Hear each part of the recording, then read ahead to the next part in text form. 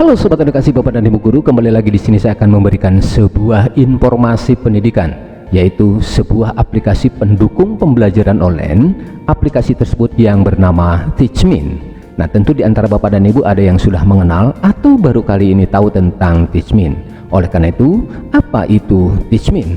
Nah, di sini silahkan Bapak dan Ibu sekalian pantau terus video ini sampai tuntas agar betul-betul memahami satu aplikasi keren ini.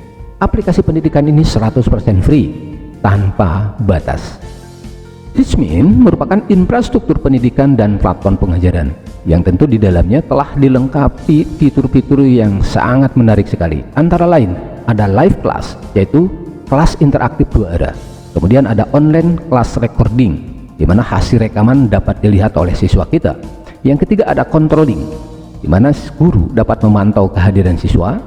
Yang keempat ada evaluation, yaitu bagaimana cara melakukan tes atau evaluasi oleh guru terhadap siswa di dalam kelas. Kemudian ada individual project, yaitu membuat ruang kelas dan project individu, dalam hal ini tentu materi pembelajaran. Dan yang keenam ada collaboration, bagaimana cara berbagi materi pembelajaran. Nah, selain menu-menu ini tentu masih banyak lain yang bisa kita manfaatkan dalam penyelenggaraan pembelajaran. Untuk memahami tentang Teachmin, baik kita mulai praktekkan bagaimana penggunaan Teachmin untuk pembelajaran. Teachmin dapat dioperasikan melalui 2 cara, yaitu dengan cara menginstal di Android melalui Play Store, atau bagi sahabat edukasi nanti saya sisipkan sebuah link untuk mendownloadnya pada deskripsi video ini, atau melalui web browser menggunakan laptop. Silakan sahabat edukasi, Bapak dan Ibu guru, kita menuju ke Play Store. Ini tinggal diklik. Nah, kemudian kita ketikkan di atas di sini aplikasi yang namanya Teachmin. Nah, ini Teachmin. Lalu, nah ini ada Teachmin Ruang Kelas Live. Ini tinggal diklik. Oke. Nah, di sini sahabat edukasi pasti akan ada tulisan install, ya. Karena saya sudah menginstalnya, maka di sini ada tulisan uninstall atau update. Nah, jika Bapak dan Ibu baru membuka, ya, tinggal langsung klik install saja. Setelah terinstall, nanti akan muncul di desktop Android kita ini, ya, icon Teachmin. Nah, ini tinggal langsung dibuka, ya, klik buka, maka akan tampilannya seperti ini. Nah, jika Bapak dan Ibu telah mendaftarkan diri di Teachmin, maka ini akan tampilannya seperti ini, ya. Tapi jika belum, maka di sini akan diminta kita memasukkan nomor handphone kita. Tinggal ketikkan saja di sini nomor handphone, lalu kemudian nanti akan menerima OTP, yaitu kode yang bisa kita masukkan di dalam aplikasi. Nah, jika kita sudah masuk menggunakan OTP yang diberikan oleh Teachmin, maka silahkan Bapak dan Ibu, ini kita sudah berada di Teachmin, ya. Lengkapi profilnya seperti ini. Nah, ini tentu tentang kita, ya. Kemudian ada tampilan, ya, untuk desktop di aplikasi kita, ya. Sini alamat dan lain sebagainya. Nah, ini silahkan bisa diedit melalui kolom edit di sini. Nah, jika kita ingin masuk melalui web, silakan masuk ke web browser kita, kemudian di sini ketikkan teachmin.com, maka tampilan seperti ini. Nah, langsung kita login di sini. Kemudian di sini ada teacher, ada student, ya, atau admin. Di dalam hal ini ada owner. Karena kita sebagai teacher, maka klik teacher lalu next. Nah, lalu kita masukkan tadi seperti tadi nomor handphone kita, ya. Nah, jangan lupa kodenya adalah plus 62. Nah, di sini dimulai dengan angka nomor handphone kita, tapi tidak dengan 0, 08123 misalkan, jadi 8123. Baik Bapak Ibu sekalian, kita kemudian lagi ke versi Android. Nah, ini. Nah, selanjutnya ketika kita sudah melengkapi data ini, maka apa yang akan kita lakukan? Yang pertama, sahabat edukasi, kita membuat ruang kelas dulu. Nah, ini membuat ruang kelas. Nah, ini saya sudah membuat 2 kelas, ya. Kalau belum, Bapak dan Ibu buat dulu ruang kelas. Klik buat ruang kelas ini. Nah, lalu tinggal dimasukkan nama kelasnya, ya. Masukkan nama ruang kelasnya. Misalkan saya membuat lagi kelas 10 TPL misalkan. TPL, teknik pengecoran logam.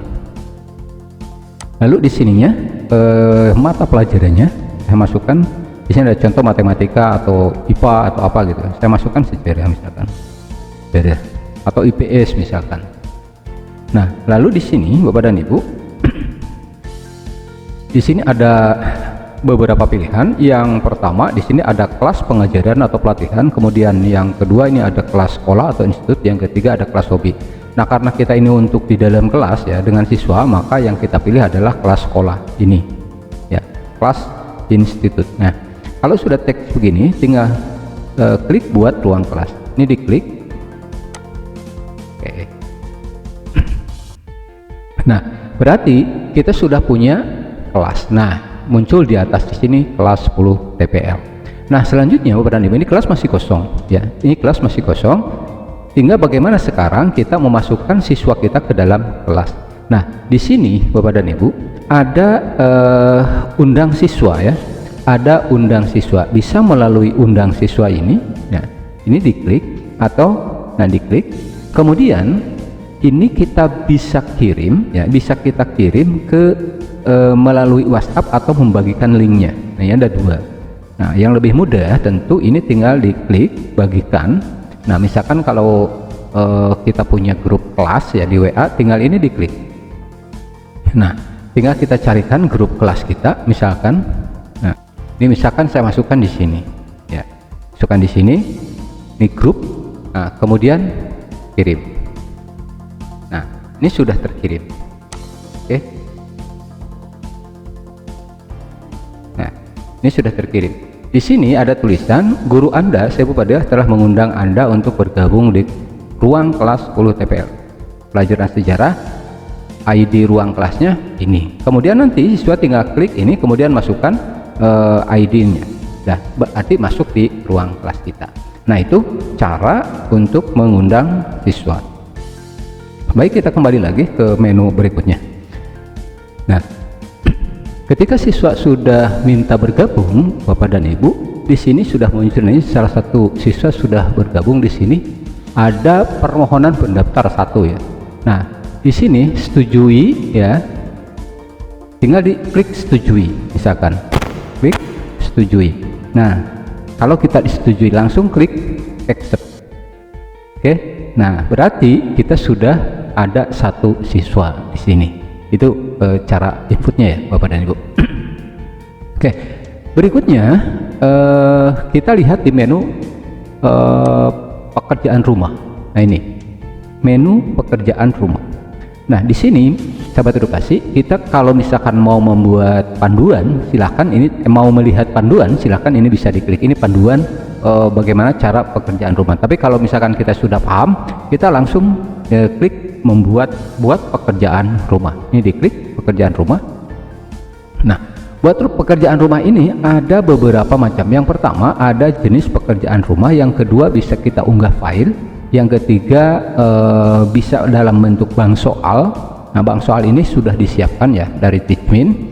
Kemudian ada subjektif ya, kemudian ada MSQ atau multiple choice. Nah, ini. Nah, misalkan kalau kita ingin mengunggah file, nah ini unggah file, ini tinggal diklik unggah file. Nah, diklik, kemudian di sini tinggal kita lampirkan. Nah, lampiran ini bisa dalam bentuk gambar, bisa dalam bentuk dokumen, bisa dalam bentuk kamera ya. Nah, itu menu untuk memberikan pekerjaan rumah. Nah, lebih lengkapnya nanti dalam video berikutnya saya akan paparkan bagaimana cara menginput gambar, dokumen maupun melalui kamera. Nah, berikutnya sahabat edukasi, kita masuk ke menu tes. Ini tes. Nah, di sini kalau mau kita ingin melihat panduan bisa klik di sini, tapi kalau misalkan kita mau langsung membuat tes tinggal klik buat tes. Tes di sini bisa kita menggunakan, ada beberapa menu di sini, ada unggah file sama kayak tadi, ada jenis pertanyaan misalkan. Nah, di sini jenis pertanyaan di sini bisa dalam bentuk multiple choice atau bisa dalam bentuk subjektif. Nah, ini. Atau kita bisa juga menggunakan file yang sudah ada. Nah, ini. Nah, misalkan file yang sudah ada, misalkan gini, jumlah pertanyaan ada berapa. Nah, ini tinggal diisi, misalkan jumlah pertanyaan 5 misalkan.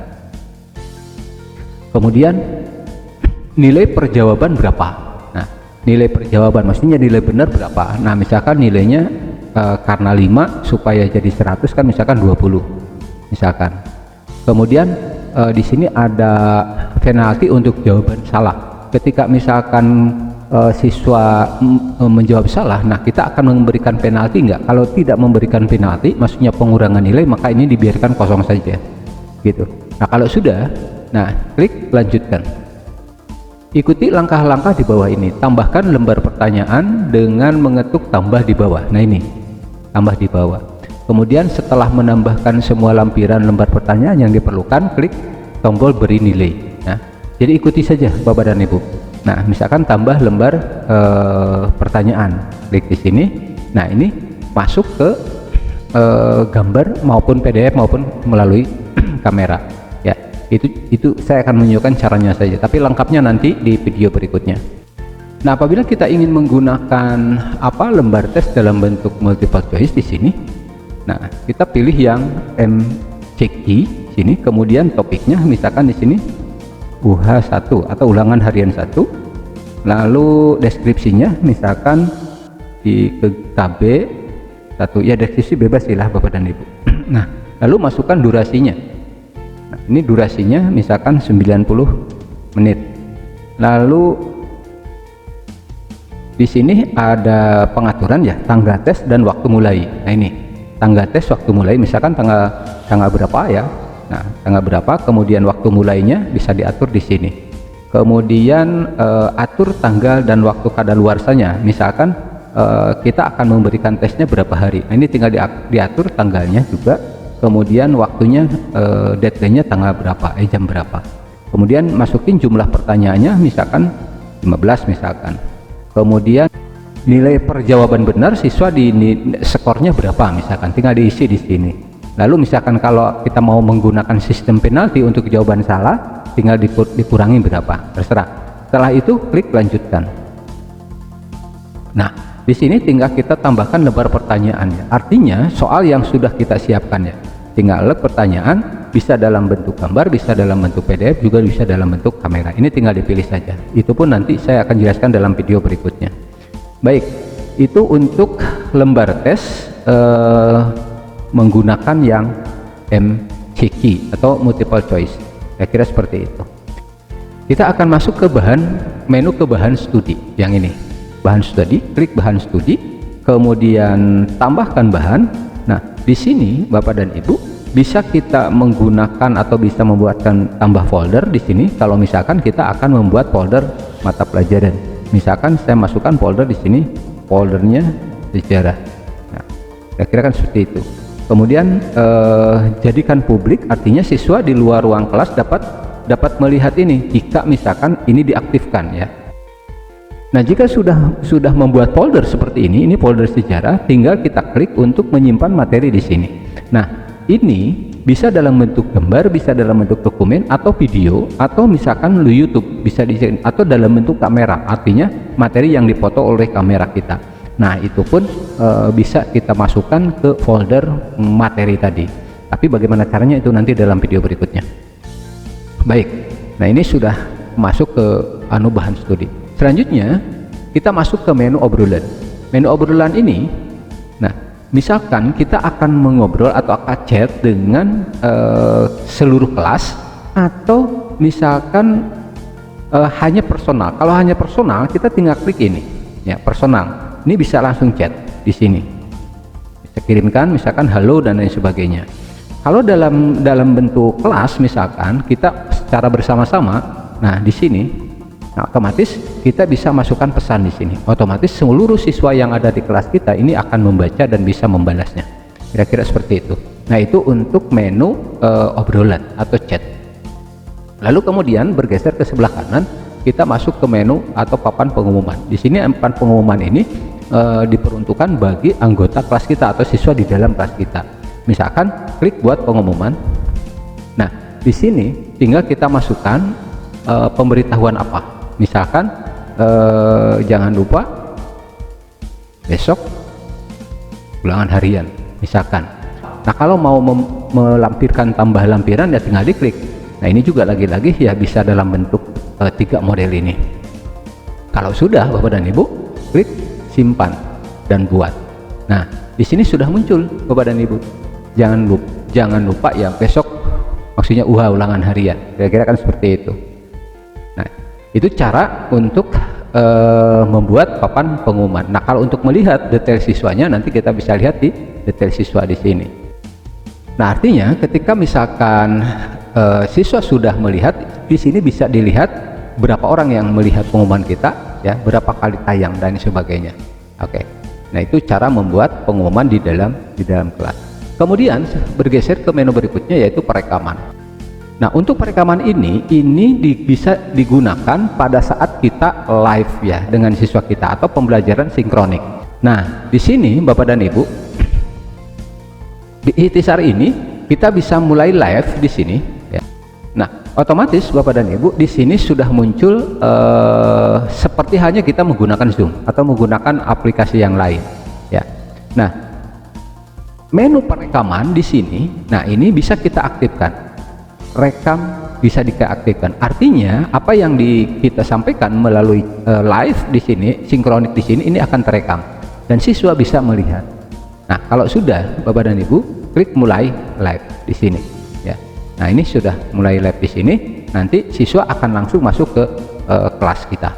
Nah kira-kira kan seperti itu. Nah baik, itu cara menggunakan menu rekaman.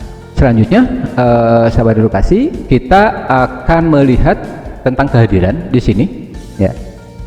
Sini ada menu kehadiran. Nah ini tinggal dilihat menu kehadiran atau absensi. Nah misalkan di apa namanya, kita ngajar itu setiap hari, misalkan ini di hari Senin tinggal diaktifkan, kemudian mulai jam berapa sampai jam berapa misalkan pelajarannya. Nah ini tinggal diatur ya, tinggal diatur seperti itu. Kemudian sampai jam berapa juga diatur sampai jam itu. Begitupun di hari Selasa ya, hari Rabu misalkan, Kamis, Jumat, nah dan Sabtu misalkan dan sebagainya. Nah kemudian Bapak dan Ibu, jika kita ingin memperbaharui ruang kelas kita, nanti tinggal diperbaharui di sini ya. Januari kehadiran, nanti akan terlihat siapa siswa yang hadir, itu akan muncul di sini ya. Baru nanti setelah muncul akan bisa dapat kita unduh di sini. Nah itu untuk pembuatan atau kehadiran atau absensi siswa. Oke, itu Bapak dan Ibu, ini paparan singkat bagaimana cara menggunakan aplikasi Teachmin yang menurut saya ini bisa membantu KBM kita di dalam kelas secara online. Nah untuk video berikutnya saya akan lebih detail bagaimana cara penggunaan aplikasi ini, bagaimana cara menginput pekerjaan rumah, tes dan lain sebagainya. Itu ditunggu saja di video berikutnya. Bagi Bapak dan Ibu yang ingin mencoba menggunakan aplikasi Teachmin ini, silahkan link downloadnya sudah saya simpan di deskripsi video. Bapak dan Ibu tinggal download saja dan ikuti panduannya. Terima kasih, semoga bermanfaat.